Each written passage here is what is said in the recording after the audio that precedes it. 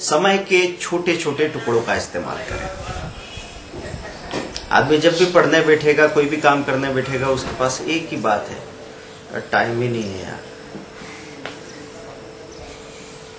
बहुत टाइम है, बहुत टाइम।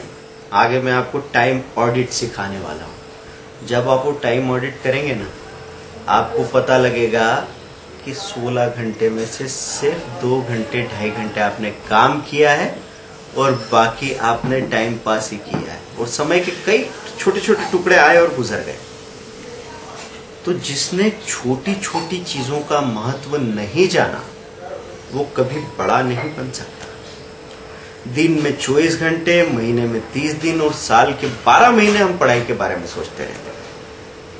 अगले साल शुरू से ही पढ़ाई करने लग जाऊंगा, एग्जाम आ रही है, अब तो पढ़ाई शुरू करनी ही है। 4 दिन गुजर जाने पर पता चलता है कि परसों रात कोई आ गया था, कल रात काम से कहीं जाना था, हमको मुश्किल से 1-8 घंटे का टाइम ही मिल पाया। उसमें भी मैं सोचता रहा कि अभी बैठता हूं, 1 घंटे में होगा भी क्या यार, अब कल ही देखेंगे। तो उन छोटे छोटे टुकड़ों को गुजरने मत दो। एक आम स्टूडेंट की सोच होती है कि जब इकट्ठे 3-4 घंटे मिलेंगे तो तरीके से टेबल पे, स्टडी टेबल पे बैठ के पढ़ाई करेंगे, और ये जो तरीके से वाली बात है, उसमें काम होता ही नहीं है।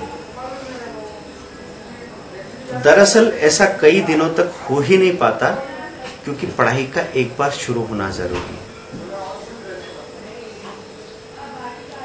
मैं परफेक्ट हो जाऊं तो काम शुरू कर दूंगा, ये सोचने की बजाय मैं काम शुरू कर दूं तो परफेक्ट हो जाऊंगा, ऐसा सोचना शुरू कीजिए। बात सिर्फ पढ़ाई की नहीं हो रही है, हर काम की बात कर रहा हूं। अगर 10-10 मिनट के टुकड़ों में भी पढ़ाई करना सीख लें तो बड़ा से बड़ा सिलेबस, बड़ा से बड़ा टारगेट हंसते खेलते कवर किया जा सकता है। तो समय के छोटे छोटे टुकड़ों का इस्तेमाल करें। मैं अपनी जिंदगी में अगर याद करता हूं तो 5 से 6 किताबें मैंने लिखी और पब्लिश हुई। उस वक्त मैं क्या करता था, कहीं भी घूम रहा हूं, रेलवे स्टेशन, बस स्टैंड, दिमाग में कोई थॉट आया, सिगरेट का पैकेट उठाया, पड़ा हुआ टुकड़ा उसमें पीछे लिख लिया, लिख के जेब में डाल लिया। ऐसे 5-7 टुकड़े इकट्ठे हो जाते थे। रात को मैं कहीं कॉपी में या डायरी में लिख लेता था। धीरे धीरे पता चला कि एक बुक का मटेरियल तैयार हो गया और बुक पब्लिश हो गई।